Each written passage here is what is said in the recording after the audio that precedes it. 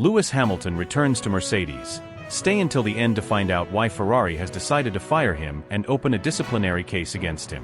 Subscribe just to stay tuned for the Formula One news no one else explains to you. Lewis Hamilton's return to Mercedes isn't just a headline. It's not a statistic, not a strategic move, not a checkbox in the timeline of a legendary career. It's a rupture in the narrative of modern Formula One, a break from the polished script that everyone thought they were reading. It's the raw human choice of a man who stood face to face with the most seductive fantasy in motorsport and chose, instead, the uncomfortable truth. It's not just a comeback, it's a confession, a rebellion, a declaration that even the greatest legends can feel lost. Because for Lewis, Ferrari wasn't just a new team. It was the ultimate symbol, the temple of motorsport mythology, the promise of immortality in crimson. It was supposed to be where the story ended. But what happens when the fairy tale becomes a prison? What happens when the most beautiful car in the paddock feels like a cage? From the outside, the story was perfect. The seven-time world champion in Ferrari red, embraced by generations of fans, embraced by history itself. The photos were iconic. The interviews were elegant. The storylines were dripping in nostalgia and gravitas. But stories aren't lived in front of cameras. They're lived behind closed doors, under pressure, in moments no one writes about. And in those moments, Lewis was suffocating. The illusion was flawless, but the foundation was fragile. From the first test laps, he could feel it. A whisper in the steering. A hesitation in the response. A hesitation in people's eyes. The words said to his face and the decisions made behind his back didn't align. The enthusiasm faded. The respect eroded, not always openly, but enough to be felt. His voice in the garage, once met with intensity and urgency, began to echo instead of resonate. Subscribe just to stay tuned for the Formula One news no one else explains to you. He didn't need a public fallout. He didn't throw tantrums. He didn't storm out of meetings. That's not Lewis. His rebellion was silent, internal, strategic. While the world saw smiles and waves, inside he was calculating, observing, reaching the only conclusion a man like him could: the dream was false. The future he was building wasn't real. He tried. He gave everything. He brought wisdom, discipline, commitment, patience. But the DNA of Ferrari, the culture, the system, it didn't bend for him. It wasn't built to. He was brought in as a hero, but treated like a symbol. Revered, yes, but not empowered. And Lewis doesn't survive on reverence. He thrives on collaboration, evolution, challenge, freedom. At Mercedes, he had that. He helped build that. He wasn't just a driver, he was part of the architecture, part of the soul. And somewhere in the middle of a lonely Ferrari night, he realized, he missed being part of something real. The conversations started quietly. A text here. A call there. Eyes across the paddock that said more than words ever could. Toto Wolff, never fully detached, still tethered to Lewis by years of shared blood, sweat, heartbreak and victory, read between the lines. He knew. He felt it. The reunion didn't need negotiation, it needed honesty. And when it happened, it wasn't fireworks. It was a breath of air after years underwater. It was two warriors, scarred but still standing, agreeing to write one more chapter. Not for legacy, not for revenge, not for image, but for truth. The paddock didn't see it coming. The world didn't believe it when it leaked. But deep down, the ones who know Lewis knew this wasn't about contracts or politics. It was about identity. It was about purpose. This move isn't just about 2026. It's not about power units or new regulations or PR spins. It's about a man who refused to lie to himself. A man who could have coasted into retirement with applause and champagne but chose turbulence, risk, authenticity. Because comfort never defined Lewis Hamilton. Fire did. He was never chasing trophies. He was chasing greatness, the kind that demands you walk away from applause when it's hollow, that you abandon comfort when it's masking decay. Mercedes wasn't just a team, it was his mirror, his home, the place where his flaws were embraced and his genius amplified. And when he walked away, something broke. He thought it was time. But time proved him wrong. Distance made the truth louder. Subscribe just to stay tuned for the Formula One news no one else explains to you. Now with the paddock stunned, fans divided, media scrambling, and rival teams panicking, one thing is undeniable: Lewis is back where he belongs. But not as the same man. This version of him carries the weight of disillusionment, the wisdom of regret, the courage of humility. He's not returning to be king. He's returning to be free. And when a man like Hamilton is free, the sport changes. Entire teams realign their vision. Drivers rethink their future. Every race becomes a battleground not for points, but for pride, redemption, revenge. Because Lewis didn't just switch teams. He shattered expectations. He rewrote what loyalty means. He redefined ambition not as climbing higher, but as returning to the soil where you once grew into something extraordinary, and daring to bloom again. This isn't a second chance. This is an evolution. A spiritual reset. A seismic reminder that even the most elite machines are nothing without human fire. And Lewis Hamilton has never burned brighter. He began to wake up with the weight of questions he couldn't silence. Not about speed, not about skill, not even about legacy, but about belonging. About meaning. Every morning in Maranello felt more like a ritual than a mission, more like a performance than a purpose. There were smiles in the paddock, greetings in the garage, polite exchanges with engineers who respected his record but didn't really know him. Not the way they had at Mercedes, not the way Toto had known him, not the way a team once moved as an extension of his will. Here, every glance felt measured, every sentence carefully curated. The spontaneity was gone. The fire, the fight, the unspoken connection that made greatness possible. It was diluted by protocol, buried under layers of heritage and hierarchy. He was part of a machine, yes, but no longer part of a family. It wasn't just the car that didn't feel right. It was the rhythm of everything. Meetings were structured, but not inspiring. Debriefs were exhaustive, but not transformative. Feedback felt more like a formality than a foundation. He would speak about balance, traction, grip, rear instability, high-speed performance, and the responses were nods, spreadsheets, simulations. But not change. Not evolution. Not the adaptive reflex that had made Mercedes so lethal for so long.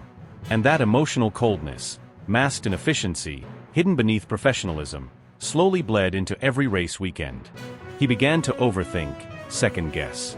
Not because he doubted his skill, but because he doubted his impact. Because he could feel that he was no longer the compass. Just a data point. A valuable asset, yes, but replaceable, peripheral, external. Leclerc's presence was a storm cloud that never broke but never drifted. Lewis had no quarrel with Charles. He admired his speed, acknowledged his hunger. But the team's ecosystem revolved around him in ways that Lewis had not expected. The mechanics gravitated toward him. The media subtly framed him as the chosen one. The engineers seemed more attuned to his nuances, more responsive to his discomforts. Even when Hamilton out-qualified or out-raced him, the narrative never shifted. It was as if the story had been written already, and Hamilton was only a supporting act. A legend, yes, but one brought in to elevate the brand, not to lead it. And that realization, day after day, debrief after debrief, carved into him a loneliness far deeper than any DNF ever could. He tried to fix it. He pushed for deeper meetings, requested more transparency, advocated for unity. He invited open dialogue, sought shared responsibility, tried to build something real. But the answers always returned in halftones. The enthusiasm felt surface level. The commitments felt conditional. He could feel the system resist him, not out of malice, but out of inertia, out of a centuries-old culture that feared change more than failure. And for someone who had shaped the most dominant era in modern Formula One by changing everything, by empowering voices, building trust, investing in human strength, it was like being trapped inside a history book he couldn't rewrite. Some days he would stare at the screen in the garage, watching the telemetry scroll like a language he no longer spoke. His inputs were clean. His braking was late, but stable. His lines were sharp. The lap times were there. But the feeling wasn't. The connection wasn't. He didn't feel fast, even when the numbers said he was. He didn't feel alive in the way he used to. And that emotional gap, the dissonance between motion and meaning, was growing wider by the race. He started to dread Sundays, not because of fear, but because of futility. Because he knew that even if he delivered a masterpiece, it wouldn't move the needle. It wouldn't change the temperature of the room. It wouldn't tilt the balance of power. It wouldn't ignite a new direction. It would just be another statistic, Another calculated result in a system that valued precision over passion. The whispers grew louder. Rumors of discontent. Speculation about exits. Anonymous quotes from sources close to the team began to paint a picture he didn't recognize but couldn't deny. They said he was distant. That he hadn't bonded. That he was too used to being the center. Too uncomfortable playing second. And while he never chased the spotlight, he had always earned its trust, not through ego, but through relentless contribution, through leadership, through connection. But now, he was portrayed as the outsider. The interloper. The one who didn't quite fit. And in a team where legacy is everything, not fitting was fatal. It wasn't that they pushed him out. It was that they never pulled him in. He stopped celebrating small victories. A fifth-place finish felt hollow. A podium felt muted. Even a win, on that rare weekend when things aligned, felt like an anomaly, not a breakthrough. The champagne was still cold. The cameras still flashed. But the feeling was gone. He missed the chaos of unity. He missed the electric pulse of a team moving as one. He missed the tension that came not from politics, but from purpose. And most of all, he missed the belief, that shared, unshakable belief that when he climbed into the cockpit, everyone climbed in with him. At Ferrari, he climbed in alone. And yet, through it all, he stayed professional. He smiled in the interviews. He praised the crew. He shook hands with engineers, patted mechanics on the back. He answered questions with poise. He carried himself with dignity. Because if there was one thing he refused to let go of, it was grace. Even in disillusionment, he wouldn't tarnish the jersey. Even in frustration, he wouldn't fracture the image. Because he still believed in the red suit. He still believed in what Ferrari could be, even if it wasn't what it was. But belief without connection is just fantasy. And Lewis Hamilton doesn't chase fantasy. He builds reality. And for the first time in a long time, he realized he would need to build it somewhere else. The silence inside him had grown so loud it was deafening. Every lap he completed felt heavier, not because the car was flawed, though it was, but because his spirit, once unshakable, had begun to erode. It wasn't immediate. It didn't collapse all at once. It was erosion, subtle, persistent, unrelenting. A question here, a doubt there. A fleeting glance at telemetry that didn't match expectations. A radio message met with cold silence. The warmth that had once enveloped him in red had cooled. He wasn't a legend there. He was a symbol, a statement, a marketing headline. And Lewis Hamilton had never been just a headline. He had been a force, a movement, a defier of odds. But now in Maranello, he felt like a shadow of that man, trailing a myth that no longer lit the way. He pushed harder. In the gym. On the simulator. On the track. He gave everything, not because he believed in the project, but because he didn't know how to give less. But belief, real belief, is not born in effort. It's born in connection, in trust, in shared vision. And that, somewhere along the way, had been lost. He looked around and saw a team that admired him but didn't know him. They respected his history but didn't feel his urgency. And slowly, that isolation crept inward. He became quieter. The sparkle behind his words dulled. In media appearances, he became polished, professional, yet empty. In debriefs, his voice lacked conviction. He no longer fought to be heard, because he no longer believed his voice made a difference. It was the kind of silence that comes not from peace, but from resignation. Nights became longer. Thoughts spiraled. What if he had stayed? What if the final chapter hadn't been written in red, but in silver? What if destiny wasn't a place, but a partnership? He wrestled with those thoughts in private. There were no confessions, no diary entries, just the weight of invisible questions pressing down. Was this what greatness looked like at the end? Not a roar, but a fade? Not a legacy fulfilled, but a gamble misplaced? The helmet still fit. The fire still flickered. But the path felt blurred, and the destination had never seemed so uncertain. And then, like a signal through the static, came Toto. No formalities. No scripts. No PR polish. Just a voice. A voice that had, for nearly a decade, been both mirror and compass. Toto didn't pitch. He didn't sell. He connected. He asked the question nobody else had dared. Are you still happy? It wasn't a challenge. It wasn't a trap. It was an invitation, to be honest, to breathe, to remember. And in that long silence that followed, Lewis didn't answer because he didn't need to. The absence of yes was all the clarity required. They met again and again. Not in offices with glass walls and team colors, but in homes that smelled of wood and real life. No entourages. No media. Just two men, no longer boss and driver, but brothers who had been through wars together. Some won, some lost, all unforgettable. They talked of the 44 that had once been unstoppable, of the days when pole positions felt inevitable, of nights in Abu Dhabi when history was made and unmade. Toto didn't beg. He didn't need to. He offered something far rarer than a seat. He offered belonging. He offered Lewis the chance to stop being an employee and start being a cornerstone again. Mercedes wasn't perfect, but it had never pretended to be. It was raw, real, in need of evolution, not revolution. And in Lewis's absence, they had learned just how much of their identity had been tethered to the man who once sat in that garage and made the impossible seem routine. Toto showed him data, but not for persuasion, for perspective. He laid out options, not ultimatums. He showed Lewis not just what they could build, but what they had already built together. A culture, a rhythm, a heartbeat. And that heartbeat had gone quiet since Lewis had walked away. They spoke in fragments, in stories, in silences filled with mutual recognition. It wasn't about lap times. It was about trust. About being seen, heard, understood.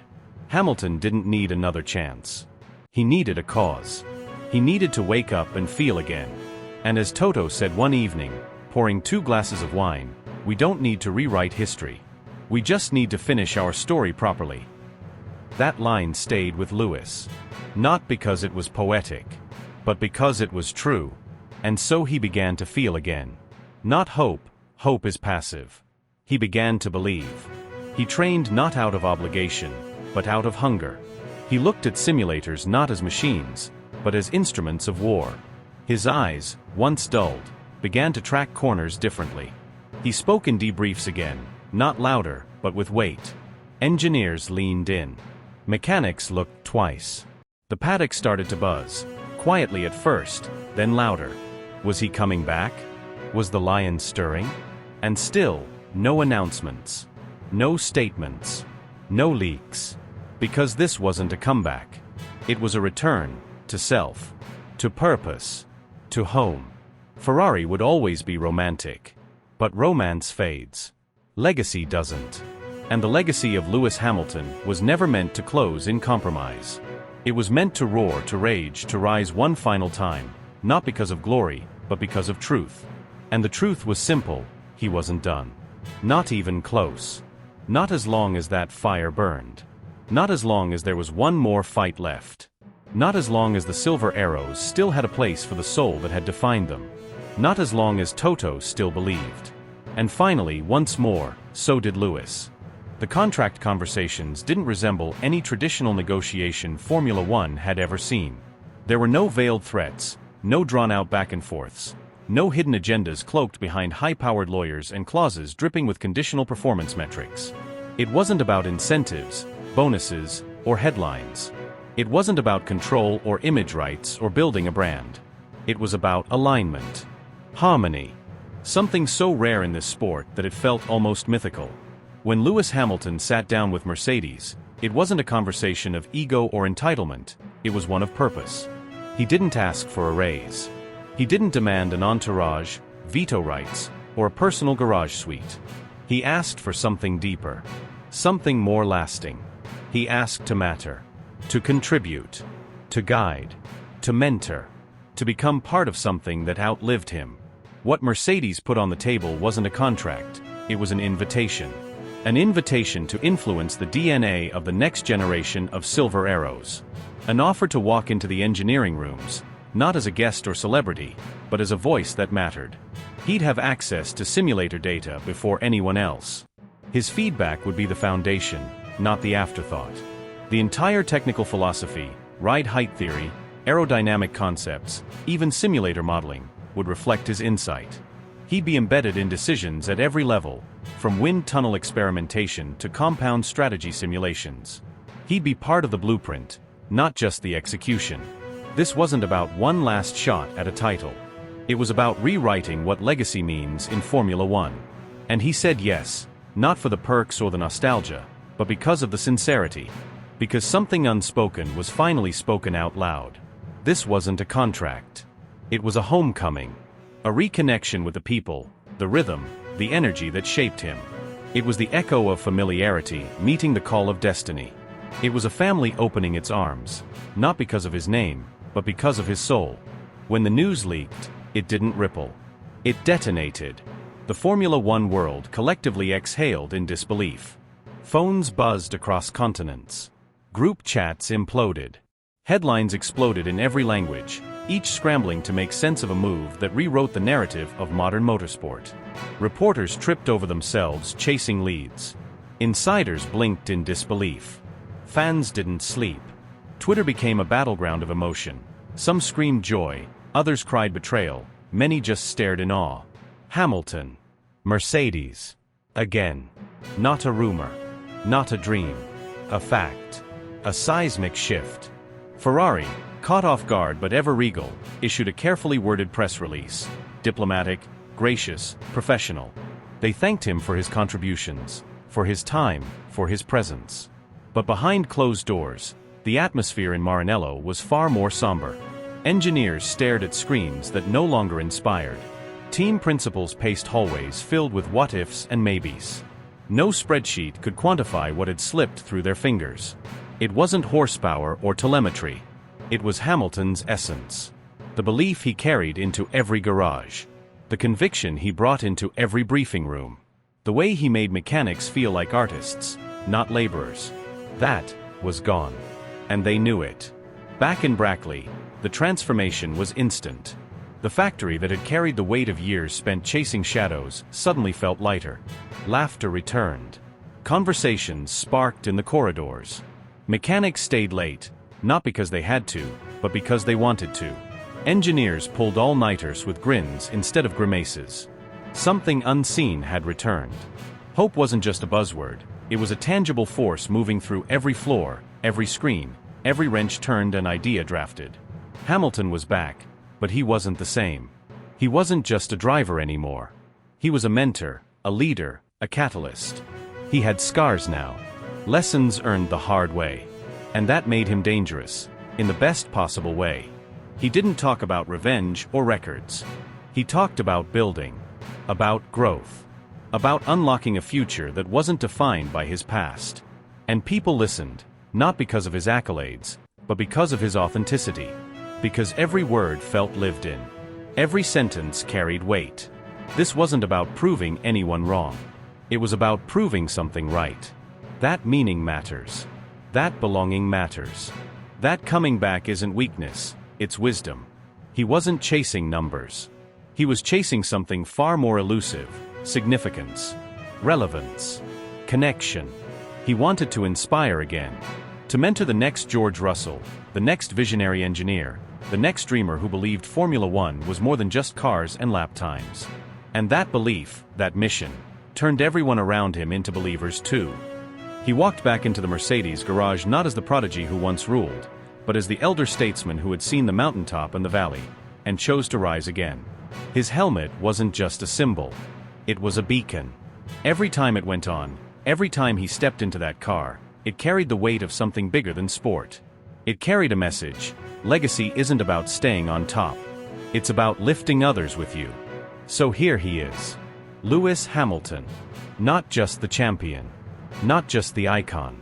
But the storyteller, the builder, the spark that ignites belief in impossible things. He's back, not to relive the past, but to shape the future. And whether he wins, loses, or rewrites history entirely, one thing is undeniable: Formula One from this moment forward will never be the same again. The story didn't end. It wasn't even close. Because sometimes, the real beginning comes after you think the book is already closed.